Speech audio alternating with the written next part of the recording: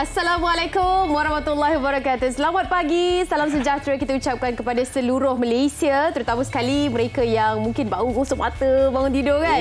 Hari ini pula hari cuti. Selamat Hari Wesak kita ucapkan kepada seluruhnya yang ialah menikmati, sama ada anda menyambutnya ataupun anda juga menikmati hari cuti. Itulah keindahan kita di Malaysia sebenarnya.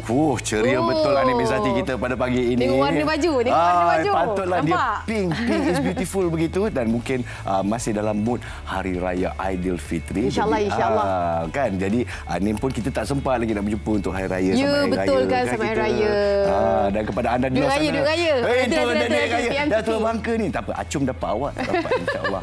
Jadi kepada anda yang sedang menyambut betul holiday pada hari ini, satu Malaysia menyambut cuti hari ini, Hari Wesak. Khas untuk penganut-penganut agama Buddha yang mungkin pada pagi ini telah pun pergi ke kuil-kuil untuk menjalankan kewajipan mereka. Jadi selamat menyambutnya. Dan kepada anda yang sedang menyambut holiday ini, saya pasti banyak rumah-rumah terbuka yang ada jemputan di sana. Jadi jalan hati-hati di jalan raya ya. Ya, selalunya kan kalau hari Wesak ataupun hari cuti ni warga kota paling gembira. Sebab apa? Kita tidak akan melalui kesesakan lalu lintas ya. Pagi tadi saya bangun, saya punyalah sangat rushing lah kan. Tergesa-gesa keluar rumah ni. Dah pukul 7.20. Habislah jam ni.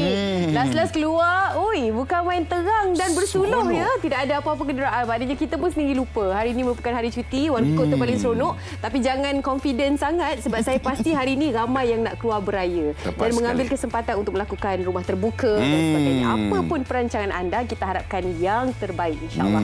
Dan semoga anda selamat walafiat di jalan raya ya. Yang kita nampak. Nas, kita nak kongsikan berita terkini yang kita sempat ambil dari online lah. Kita dah cerita tentang Hari Wesak. Kali ini, inilah dia kes yang mendapat perhatian satu Malaysia. Jadi kita kembali kepada kes penderaan dan kecederaan seorang remaja sindrom Down yang bernama Bella yang telah tular sejak Februari hingga Jun 2021 sewaktu kemuncak pandemik COVID-19 mendapat perhatian kita, dan kini boleh dikatakan justice has been served.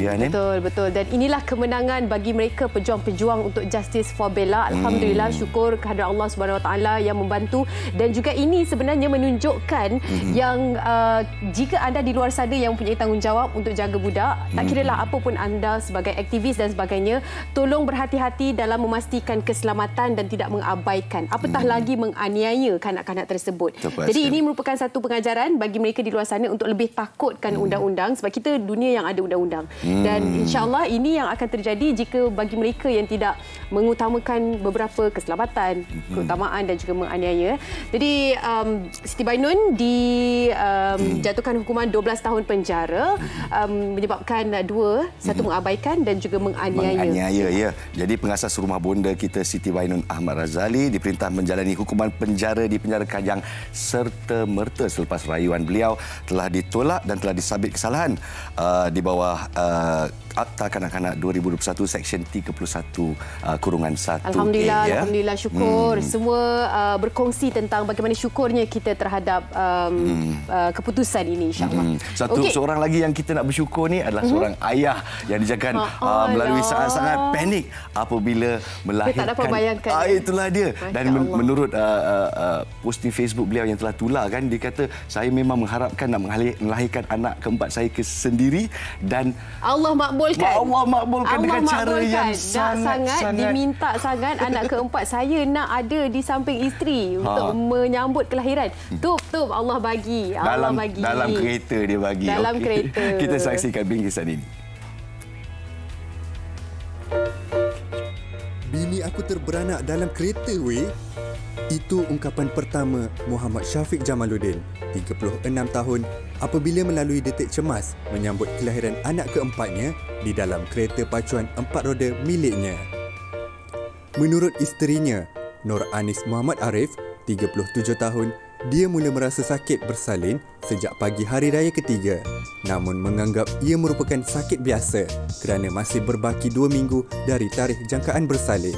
Jarak di antara rumahnya dan hospital hanyalah 8 km.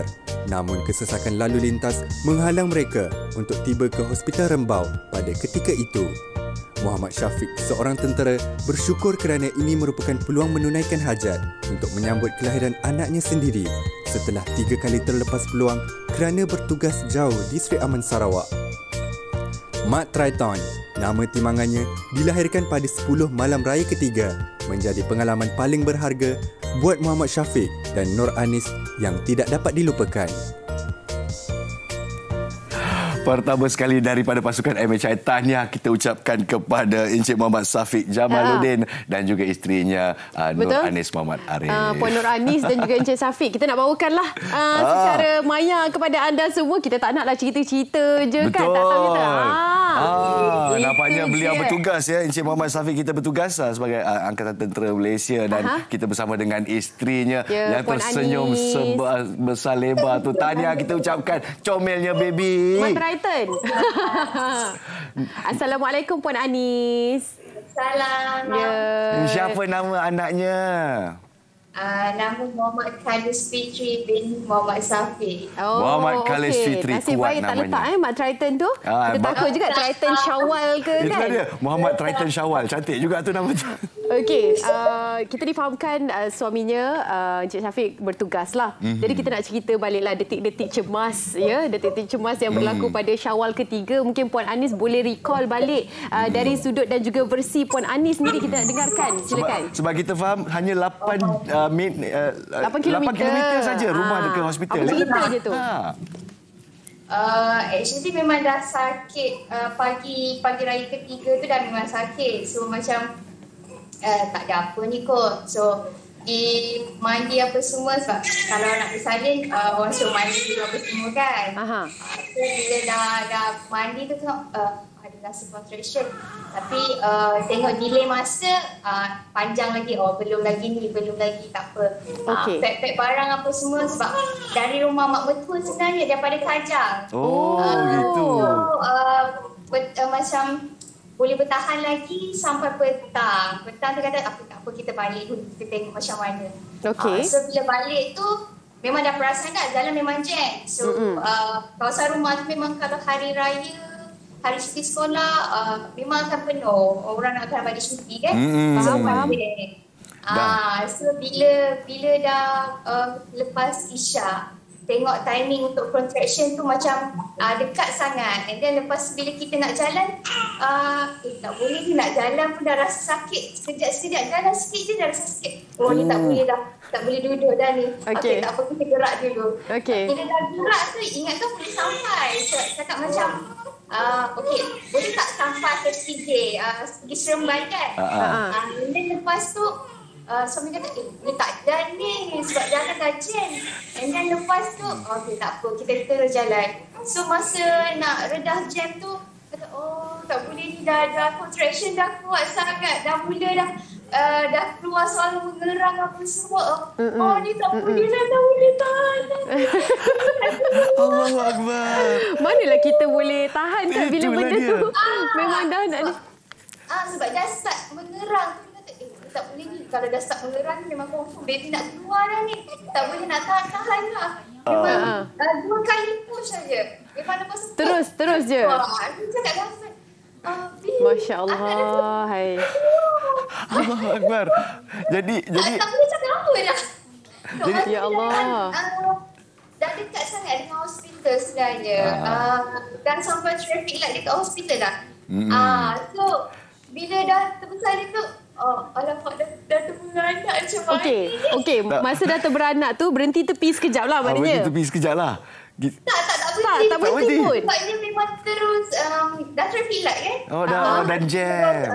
Di lampu terus, redah je traffic light. Memang bukan waktu tu, bukan jalan lagi. Redah traffic light terus ke hospital, emergency. Sampai emergency cakap, anak dah memang dalam kereta. Ya Allah. Kita kat sini kita memang kagum daya ketahanan Puan Anis kat sini. Jadi kalau rasa sakit pagi-pagi, dia tunggu sampai malam tu. Itu lain daripada yang lain. Tapi kita nak tanya kepada suami yang meletakkan posting yang tular di media sosial ni, dia ada keinginan untuk menyambut kelahiran yang keempat ni. Tapi bila dah terkeluar dah jadi macam tu, ada tak terbayang dalam fikiran, boleh ke suami aku sambut kelahiran ni?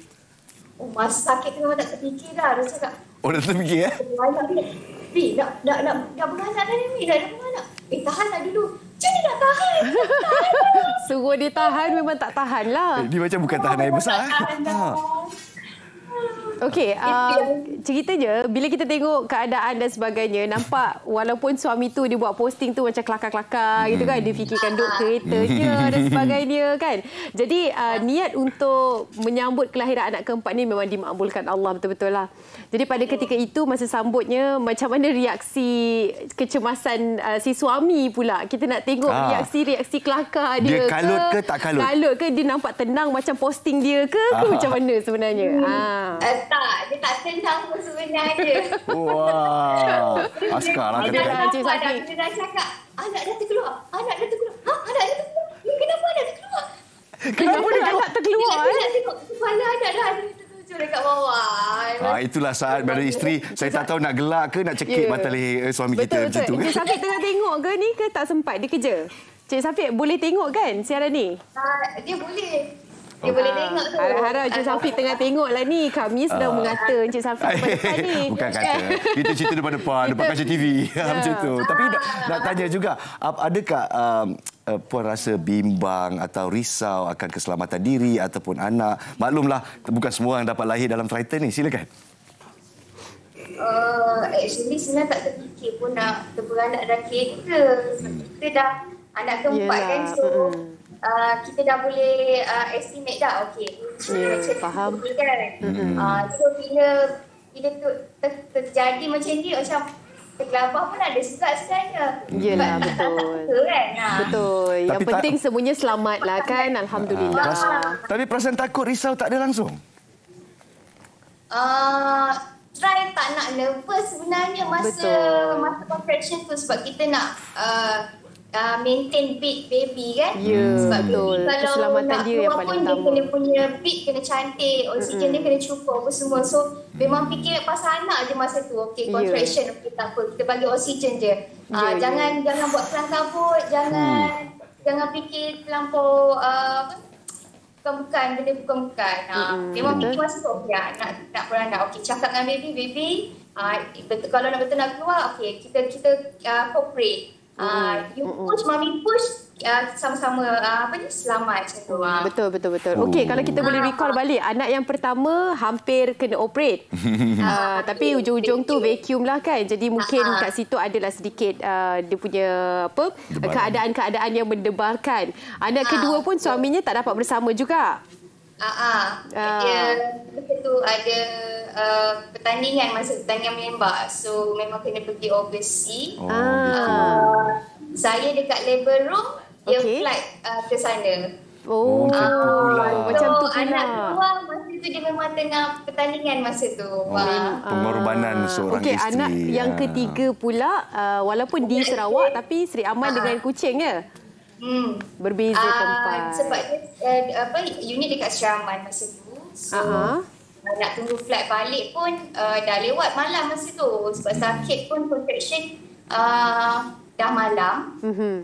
Dua anak bersalin nombor 3 pun bersalin pagi, 2 pagi macam tu. So nak tunggu flight memang kena tunggu pagi-pagi punya flight lah. Jadi jadinya keempat-empat anak ada drama tersendiri kat sini. Kita boleh buat drama siri berantai begitu. Alhamdulillah. Mungkin nasihat terakhir untuk kaum ibu di luar sana yang mungkin berada di dalam situasi yang sama. Apa nasihat anda untuk bakal-bakal ibu di luar sana? Untuk bakal-bakal ibu, whatever yang doktor dah nasihatkan masa perjumpaan check-up tu,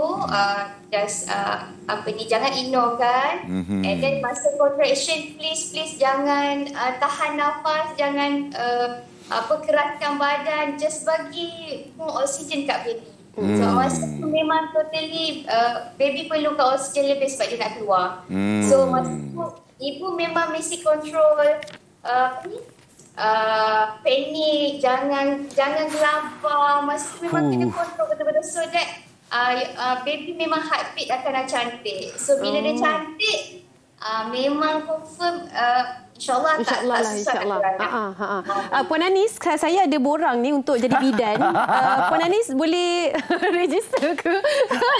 Masya Allah, dah boleh jadi bidan dah. Anak keempat dah tu kan? Saya tabik hormat dia tadi kat sini. Jadi kita ucapkan terima kasih. Puan Nur Anis Muhammad Arif, terima kasih. Assalamualaikum. Mak Triton, Assalamualaikum. Tidur. Muhammad Triton. Okey, salamkan keluarga di sana dan semoga semuanya baik-baik saja daripada kami ya. Wah, amin. Itulah dia, sekali lagi saya kagum dengan kecekalan kaum ibu macam Anis yang pernah melahirkan anak kepada isteri saya dan juga semua kaum-kaum ibu di luar sana. Tabik hormat daripada kami, sang suami yang sentiasa panik dan kalut apabila baby nak datang.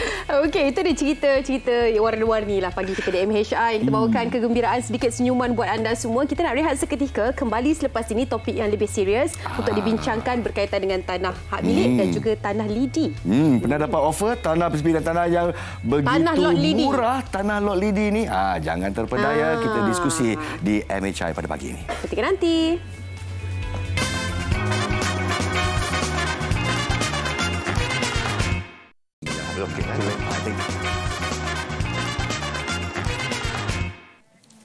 Terima kasih kerana masih bersama kami di MHI dan kita berdiskusi tentang satu topik yang sebenarnya hangat sebelum Hari Raya ni, iaitu isu tanah lot lidi. Pernah dengar, Nim? Ya, betul. Tanah lot lidi yang sememangnya kadang-kadang kita pelik kenapa seseorang individu itu sanggup membayar satu amount yang sangat banyak untuk memastikan milik itu menjadi haknya, tetapi dalam erti kata lain untuk hitam dan putihnya tidak ada apa-apa pun yang mengesahkan pemilikan tanah tersebut. Tapi untuk ulas lebih lanjut, kita akan bersama dengan yang lebih arif, yang lebih valid dari segi apa yang pencerahan mungkin boleh dikongsikan bersama dengan kami. Bersama dengan kami Tuan Muhammad Firdaus Ibaruslan, Timbalan Pengarah Sektor Pendaftaran Tanah, Pejabat Tanah dan Galian Wilayah Persekutuan. Assalamualaikum. Waalaikumsalam, Anin. Selamat Hari Raya. Walaupun tak berbaju Melayu kita di sini, tapi memang satu isu yang hot lah. Jadi kita mulakan dengan asasnya, iaitu perbezaan dengan tanah lot hak milik. Lot hak milik. Mungkin Tuan boleh ceritakan sikit. Terima kasih. Pertama saya ucapkan terima kasih pada pihak MHI dan TV3 kerana beri ruang dan peluang untuk kami berkongsi info kepada masyarakat berkenaan dengan isu yang agak kontroversi lah. Bukan isu yang baru, isu lama. Betul. Tapi dia masih lagi kontroversi. Masih lagi berlaku kerana ada lagi isu-isu yang timbul. Manusia tak berubah. Jadi merujuk pada soalan pertama tadi berkenaan dengan status hak milik. Jadi hak milik ni sebenarnya dia merupakan, kita panggil sebagai satu dokumen. Mana dokumen yang menunjukkan pemilikan tanah. Mana kalau tanah tu dimiliki oleh seseorang ataupun daripada entiti perniagaan ataupun pertubuhan, dia mesti ada hak milik. Jadi kalau di dalam masyarakat ni biasa kita panggil hak milik ni geran lah. Itu bahasa mudah dia lah. Apa yang kena ada dalam geran ni? Okey, dalam geran ni dia akan menceritakan yang pertamanya di mana tanah tu berada. Negeri mana, daerah mana, mukim mana, contoh. Dan juga dalam geran tu akan menceritakan saiz keluasan tanah tersebut. Dia akan berapa besar tanah tu, kemudian apa kategori tanah tu, bangunan ke, industri ke, atau pertanian ke. Kemudian dia ada syarat-syarat nyata tanah. Jadi syarat nyata tanah ni sebagai pemilik dia boleh memanfaatkan tanah tu seperti mana ikut syarat tu. Kalau contohnya untuk kategori bangunan, syarat tanah tu kediaman. Mana saya boleh buat rumah sajalah, kediaman. Tak bolehlah kita buat lot kedai, tak bolehlah. Sebab dia terjatuh pada kategori pembinaan yang lain lah. Mengikut kepada syarat nyata tanah tersebut. Benar. Tapi sejauh mana kita sebagai golongan ataupun pemilik tanah tersebut mengetahui dan juga boleh memanfaatkan di bawah tertakluknya syarat-syarat nyata tersebut. Baik. Jadi sebagai seorang pemilik, sepatutnya kita kena faham dan kita kena sedar serta mematuhi apa jua maklumat-maklumat yang terkandung di dalam hak milik yang kita ada itulah atau yang kita miliki tersebut. Jadi kalau kata macam saya kata tadi, dia ada dinyatakan di situ jenis pegangan tanah tu tanah leasehold ke ataupun tanah freehold. Contoh, kalau leasehold ni dia ada tempoh masa dia. 99 tahun. 99 tahun. Betul. Jadi kita kena pastikan tanah tu nanti bila dia nak expired, dia punya lease dia tu kena mohon balik untuk nak extend balik semula. Kemudian dari segi penggunaan dia tu, kalau kata tanah tu kediaman, memang kita boleh buat rumah kediaman sajalah. Tak bolehlah buat selain daripada tujuan tu. Kalau kita melanggar apa-apa syarat yang ditetapkan dalam hak milik tersebut, maka tindakan undang-undang boleh diambil. Pelanggaran syarat. Jadi kat situ nanti akan adalah dia punya penalti ataupun tindakan penguatkuasaan daripada pihak kerajaan. Jadi saya serulah kepada semua pemilik untuk sentiasa kena memahami Jangan kita ada tanah je tapi kita tak tahu. Betul. Dia biasanya ada ramai pihak-pihak ni, dia tahu dia ada tanah tapi dia tak tahu tanah dia tu tanah pertanian. Betul. Dia ada Tak tahu tanah pertanian, dia buat rumah kediaman atau dia nak jual semua tu kan. Tak boleh, dia kena tukar dulu syarat. Tapi bukankah semua tersebut kalau kita nak bangunkan suatu bangunan dan sebagainya, kena ada pelan induk dan sebagainya, dan harus mendapat kelulusan daripada PBT, pihak berkuasa tempatan. Benar. Jadi janganlah main buat rumah pasal walaupun tanah itu ada yang punya ya. Betul. Jadi kat sini kita nak tahu kalau kadang-kadang kita duduk dalam satu perumahan atau tempatan, ada satu lot depan ni, kalau kita buat urban farming sama-sama kan best, tapi tanah siapa? Kan rupanya tanah kerajaan. Betul. Jadi bolehkah kita, apakah proses untuk kita cuba nak bertanya, dan kalau boleh kita nak transfer status hak milik? Baik. Okey, dia begini. Kalau kita tengok dalam konteks di Kuala Lumpur, sekarang ni kan kerajaan menggalakkan untuk mana-mana komuniti ataupun pengusaha untuk buat urban farming. Betul. Ataupun kebun bandar.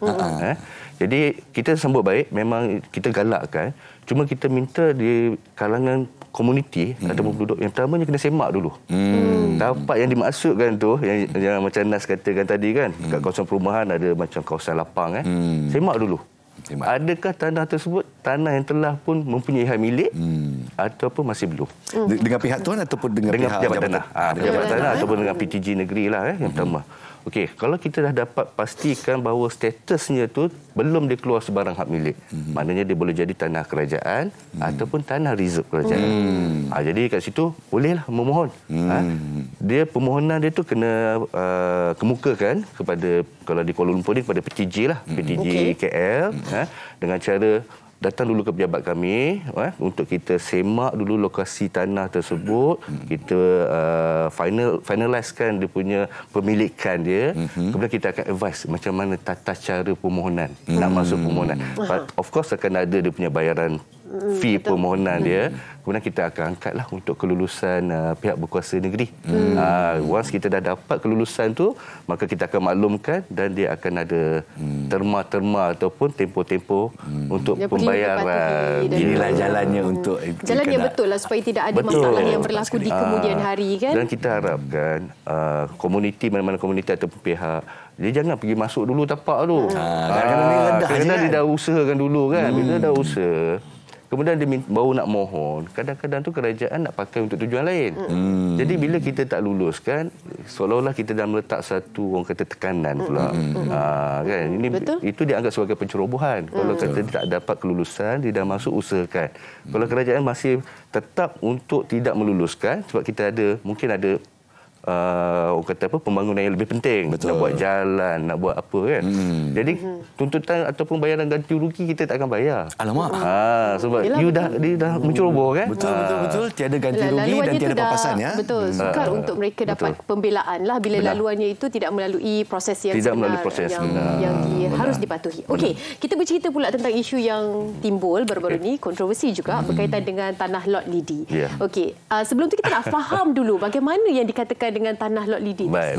Dia sebenarnya tanah lot lidi ni kan, isu tanah lot lidi ni isu dah lama dah, bukan isu baru isu lama. Tapi masih lagi berterusan, masih banyak berlaku. Saya sendiri secara peribadi saya menganggap isu lot lidi ni dia sama macam skim cepat kaya. Begitu. Dah tahu lama dah, tapi kita masih belum lagi.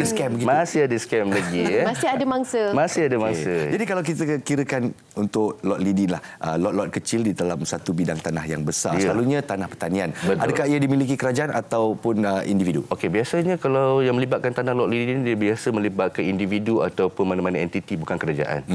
Dia sama ada dimiliki oleh orang persorangan ataupun syarikat lah. Tapi biasanya banyak kes lot lidi ni memang orang persorangan, kebiasaannya. Jadi tanah yang dimiliki itu adalah dia hak miliknya, hak milik induk lah kita panggil, hak milik induk. Mungkin tanahnya 1 ekar untuk tujuan pertanian.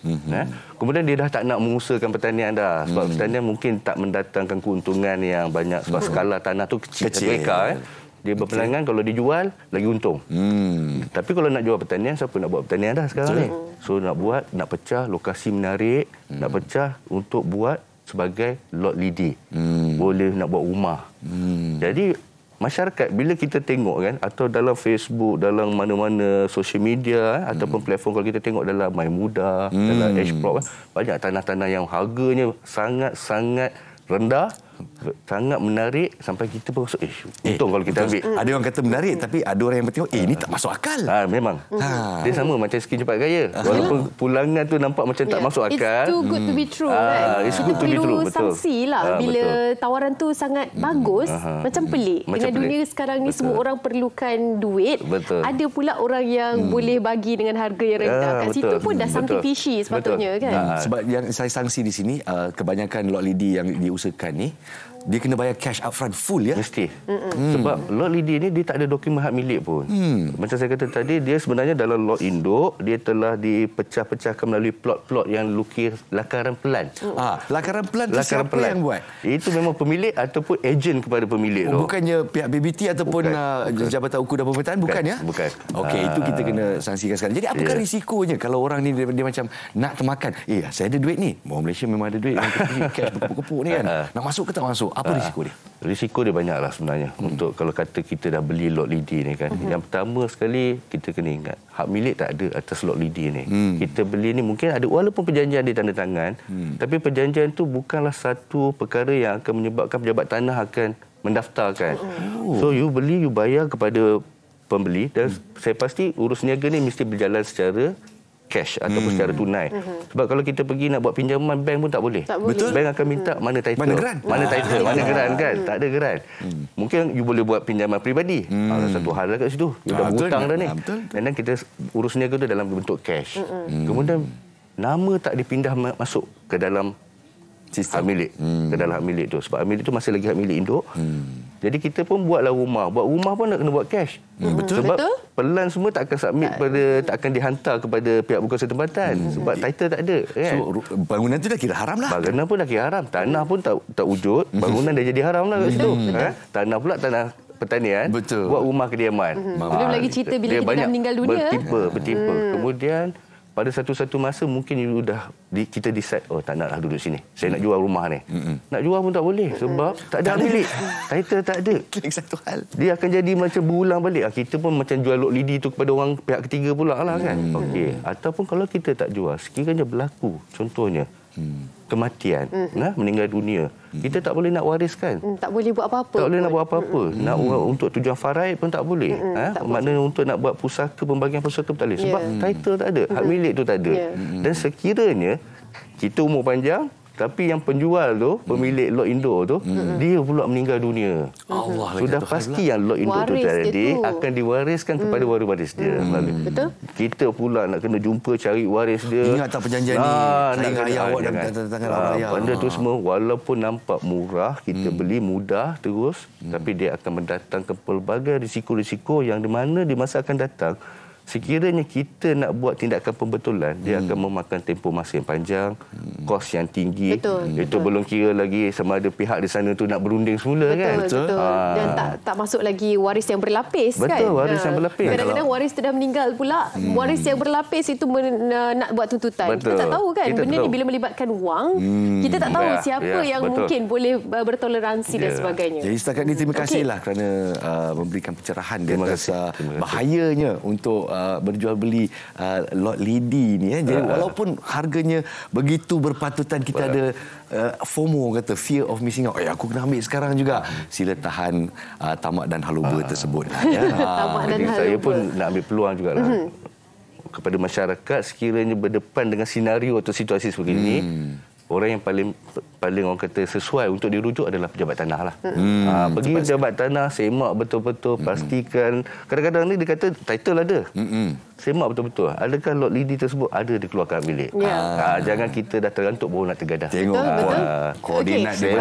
Kita juga kongsikan info di skrin anda untuk anda mengetahui bagaimana untuk menghubungi pejabat tanah dengan informasi-informasi yang anda ada ataupun sedikit kecelaruan ataupun sedikit kesangsian berkaitan dengan hak milik status tanah tersebut. Anda boleh saja refer dan semak kepada pihak yang sepatutnya. Terima kasih kita ucapkan kepada Tuan Muhammad Firdaus Ibar Ruslan, Timbalan Pengarah Sektor Pendaftaran Tanah, Pejabat Tanah dan Galian Wilayah Persekutuan. Bersama dengan kami berkongsi macam tadi daripada status hak milik tanah sehinggalah ke tanah lot lidi. Dan ingat, apa penjaja dimeterai tidak ada tauliah ya, terutamanya dengan pejabat tanah tu. Anak-anak kita kan ingatkan rumah tu ni tu nak dia. Waris, ada harta rupanya kita hangus kena begitu fikirkan saja. pada itu semua. Okey.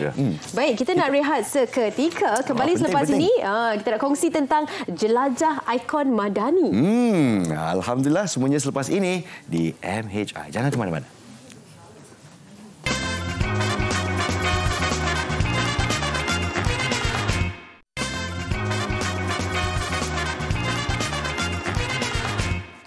Sepuluh 6 pagi. Assalamualaikum, salam sejahtera kepada anda yang baru saja bersama dengan kami. Terima kasih banyak-banyak kerana masih lagi menyokong kami di MHI. Untung sebab apa anda akan tahu tentang jelajah ikon Madani, insyaAllah, yang akan kita lancarkan pada 6 Mei ini.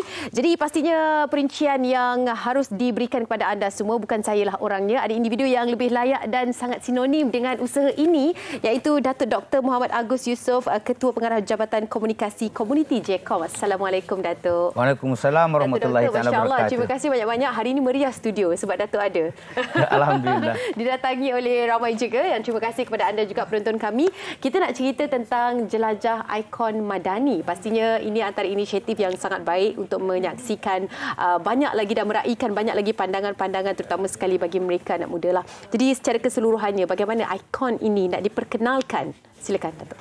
Kita dalam ikon Madani ini adalah satu inisiatif Jabatan Komunikasi Komuniti, Jabatan Perdana Menteri bersama dengan Yayasan Prihatin.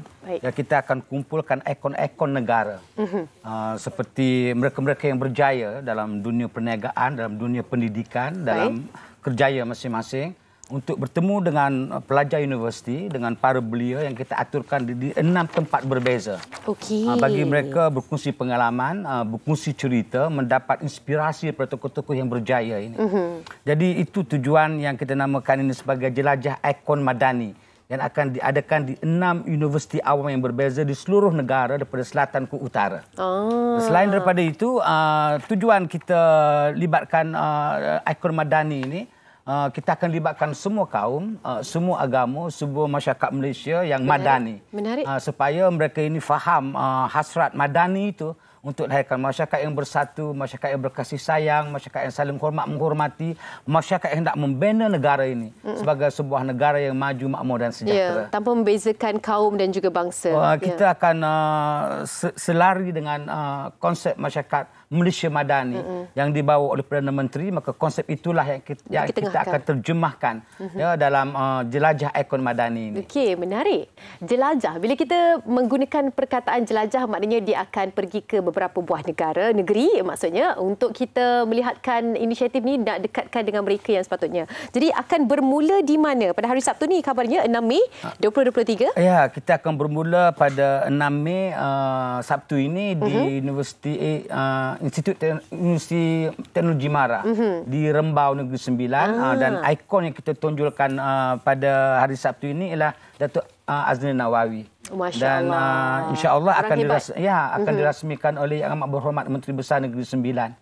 So dalam pertemuan itu nanti, Datuk Aznil akan bersama dengan 1,000 pelajar yang kita kumpulkan di seluruh Negeri Sembilan, bercerita tentang pengalaman beliau, inspirasi yang mereka boleh dapat daripada ikon ini. Dan itu saya fikir satu libat urus yang baik untuk kita memulakan jelajah ini.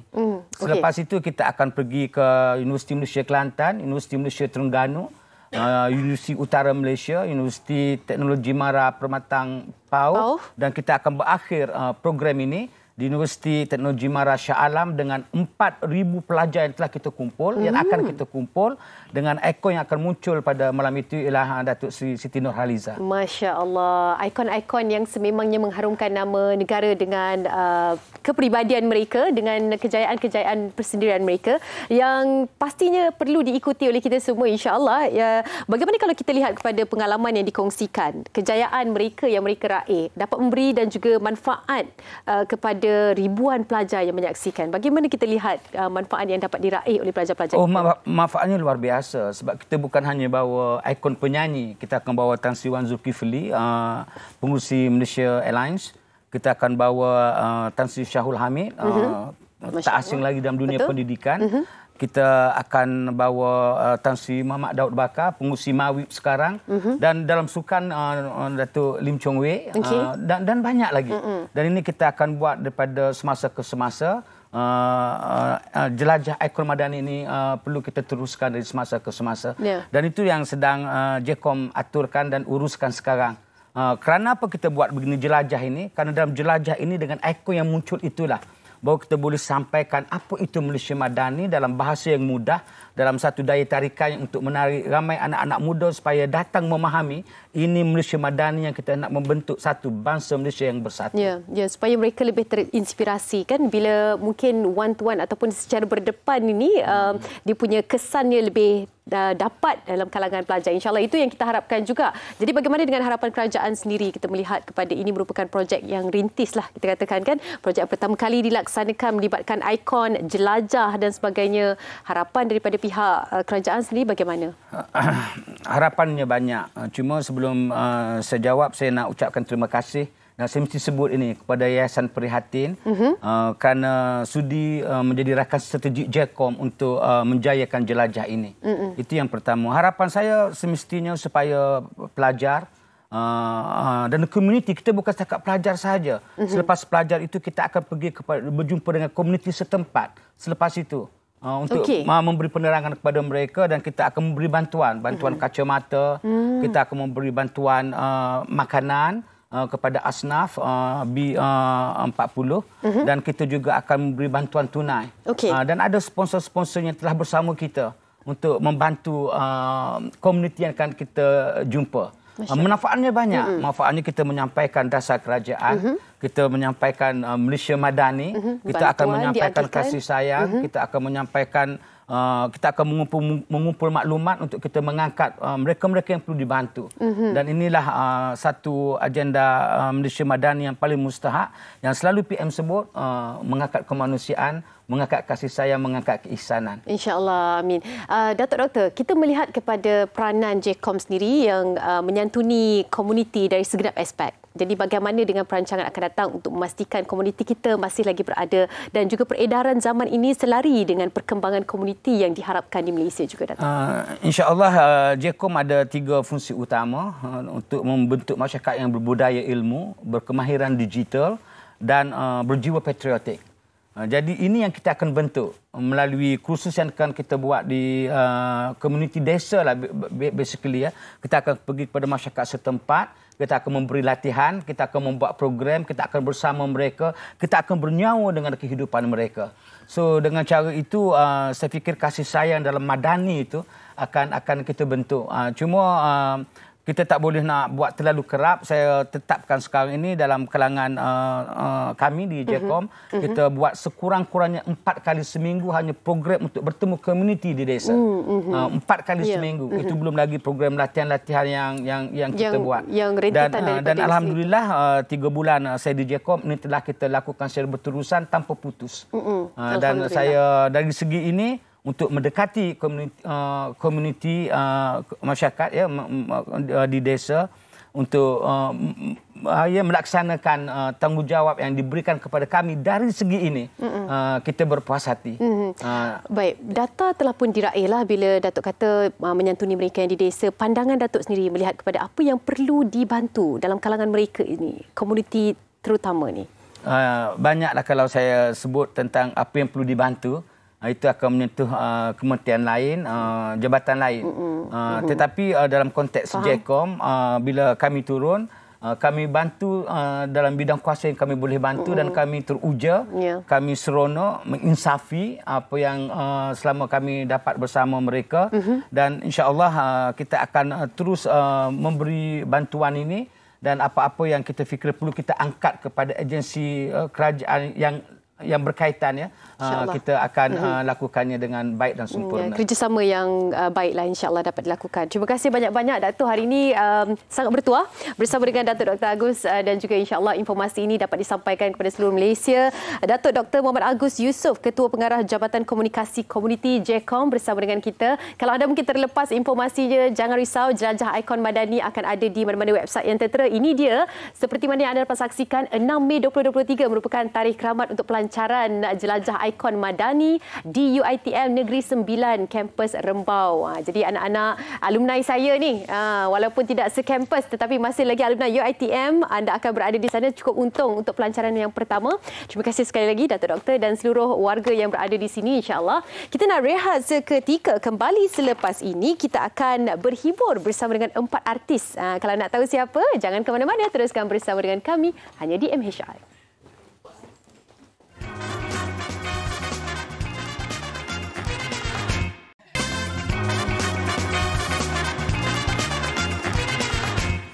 Baik, terima kasih. Cayang. Awak cayang-cayang kita tak boleh. depan kaca TV. Jangan. Tak, bukan awak. Kita cakap cayang-cayang raya. Nasib baik. Amin. Sekarang ni, terutama pada tahun ni, saya nampak memang banyak betul lagu-lagu raya kita. Ingatkan banyak cayang. Kita takut lah. Banyak jangan cayang. Banyak jangan lagu raya. berpeluh-peluh saya pagi ni. Jangan. Okey, sebenarnya kita nak kenalkan kepada anda semua satu lagi lagu raya yang kali ini saya rasa ada keunikan dia tersendiri. Betul. Sebab apa? Sebab ini legend-legend yang kalau korang tengok. Berpeluh. Baiklah. Kita nak kenalan dengan penyanyi cayang-cayang raya. Ini dia. Alamak, Abang Yasin Senario kembali. Bergabung tenaga. Dia kembali bersama dengan ketiga-tiganya tau. Semua wanita-wanita. Ada Cik Tak Pokpek usahawan dia menjadi penyanyi kita, siapa sangka. Dan Cik Ayu Damit kita. Ayu siapa tak kenal. Dan juga usahawan sekarang juga. Macam perniagaan okey, semua bagus? Baik, Alhamdulillah. Okey, ini dia sebenarnya gabungan yang kalau kita nampak kolaborasi mereka, saksikan nanti di video klip tu, kita pun rasa macam mana kalutnya kalian ni. Itulah dia. Shooting video klip tu mesti susah kan? Sebab memang sangat susah lah sebab masing-masing pun diva. Diva ke busy gitu juga. Memang sibuk lah. Bukan kawan kan. Yelah, betul. Kerja dengan kawan ni lagi susah sebenarnya. Betul, tak boleh nak serius. Ya, lagi-lagi Abang Yasin. Tapi bila kita nak fikirkan kalau fikir grup terbaru untuk lagu raya yang terbaru, takkan kita terfikir gabungan ni. Macam mana? Betul, macam mana gabungan ni terjadi? Mana logik nak tanya bila Cik ada gabungan? Bila ada Cik Ta, dia mesti ada kepala dia dekat sini. Cerita macam mana jadi? Okey. Sebenarnya kita selalu bergabung dekat dalam event-event. Daripada situlah, daripada dekat event tu, bila saya selalu pula naik atas stage, orang kata gila mic. Jadi alang-alang tu kita bagilah dia nyanyi. Kan? Jadi bila naik tu, Cik Tak akan bergabunglah dengan Dewan ni semua dan kita akan promote sekali. Sebab kita pun usahawan juga. So sekali jalan. Jadi bila dah selalu bersama, macam terfikir pula apa, why not kan kalau kita buat satu lagu. Itulah. Kita selalu nyanyi lagu orang. Kan alang-alang dia ada lagu sendiri. Cakap buat apa nyanyi lagu orang. Apa kata Cik Ta buat lagu Cik Ta sendiri. Lepas tu dia kata kalau Cik Ta seorang, Cik Ta tak mau. Kalau Wati, Ayu dengan Abang Yasin baru dia nak. Sampai hari ni. Sampai ke hari ni. Kenapa dia orang pilih saya? Saya faham siapa sebenarnya. Siapa dia jawapan penghibur. Dia penghibur. Dia huru-hara lah perlu dikira. Dia yang huru-hara. Yang paling huru-hara, yang paling macam kena ada penyinar ni. Walaupun muka dia serius, itu pun dah lawak bang. Dia serius ni. Itu pun dah lawak dah. Tak fikir tu sebenarnya. Dia tengah warm up sebenarnya. Jadi lirik lagu, susunan lagu ni siapa yang buat? Idea siapa sebenarnya? Cik Ta juga? Okey, lirik daripada Cik Ta dan juga Amy Ukis. Lepas tu betul, dan juga komposer Amy Ukis. Amy Ukis. Orang biasa-biasa dah. Betul, bukan biasa-biasa. Bukan biasa-biasa tau lagu dia. Tapi saya dengar memang rancak betul bukan saja shooting music video dia tapi recording dia juga. Saya dengar sampai pukul 2-3 pagi. Apa cerita? Ya Allah. Artis pun tak kerja kuat macam ni ya. Projek ni Itulah bagi Cik Ta tak salah memilih selected artis-artis yang bersama dengan saya. Mas mangkuk ya. Tak. Sebab panas dia orang ni tak macam tak berkira. Kerja tu tak kira masa. Dia memang betul-betul bagi komitmen lah. Maknanya ini bukan lagu yang pertama lah. Cik Tah, lepas ni akan ada lagi lagu daripada Cik Tah. Ya, sebenarnya Cik Tah sebelum ni dah ada single. Tapi single tu pada zaman yang sebelum itu. Itulah dia. Siapa sangka sebenarnya Cik Tah Poppack kita ni. Kita ada researcher tau. Mana tahu dia dapat lagu Cik Tah. Kita ada researcher. Tak apa, kemudian. Saya difahamkan pagi, kan? yang ni 10 tahun yang lalu kan dah tanam minat untuk menyanyi. Sebelum memang saya pun daripada asal menyanyi juga. Tapi ada single, dah ada single dah sebelum ni. Dapat tak? Kita korek benda tu sekarang juga. Tengok studio tengah kecoh. Kita korek sekarang juga. Hello. Betul. Siap. Mic. Jadi Ayu pula, perasaan Ayu yang selamanya seorang usahawan juga. Jadi kali ini bergabung tenaga artis usahawan untuk memasarkan produk dan juga menghasilkan lagu. Jadi Ayu dah lama juga kita dengar sejak daripada single terakhir Ayu. Kalau ikut ni satu penghargaan buat Ayu sebenarnya. Sebab masa Cik Tah kata, Ayu jom, dia kata nyanyi lagu raya. Dia macam jom. Selalu kita nyanyi atau pentas je kan. Kali ni betul ke? Betul ni dia kata macam tu. So, macam Ayu ambil sebagai macam satu pengalaman yang baru.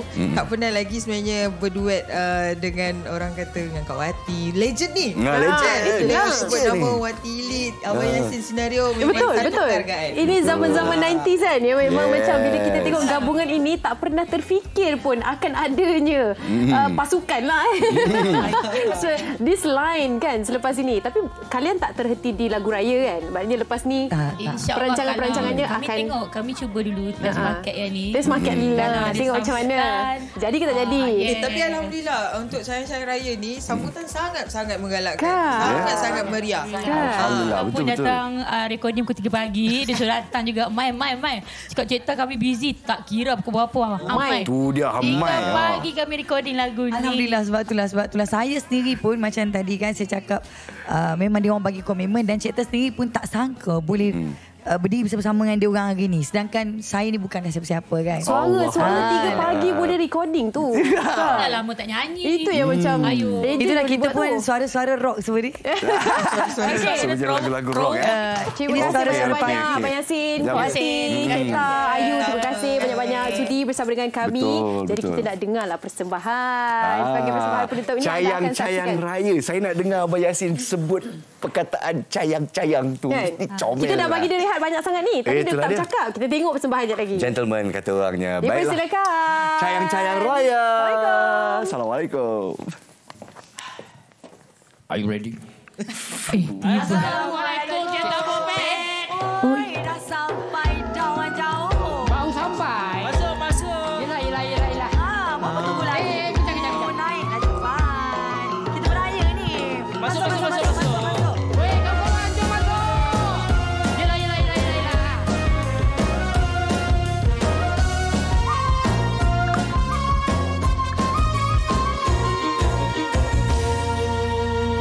Hari Raya, hari yang mulia. Hari Raya, hari yang bahagia. Tua muda bergembira, oh indahnya hari raya. Riang-riang terlihat sini sana. Tahun ini akan ku kunjungi rakan taulan yang sangat ku rindui. Di hari raya ini kita bersua lagi mengeratkan kemesraan di hati. Dam-dam dum bunyi mercun, riuh rendah sana sini berhari raya. Ayah, ibu, atuk, nenek, adik-adik, kakak, abang Riang gembira kunjung mengunjung sanak saudara bermaaf-maafan sesama kita. Here we go.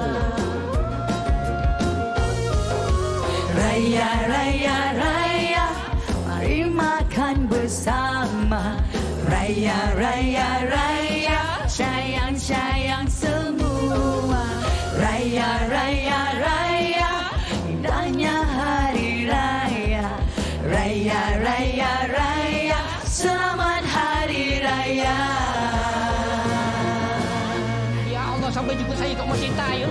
Yelah, kita dah jemput ni kuih raya banyak, siapa nak makan ni? Ya Allah, ini saya kenal ni. Macam pernah aku lihat, tapi di mana ya? Kuih apa ni? Kuih raya. Kopi ke ni? Kuih raya. Bagi saya kuih tiaw. Biasanya ada je lah. Keluar pula ya.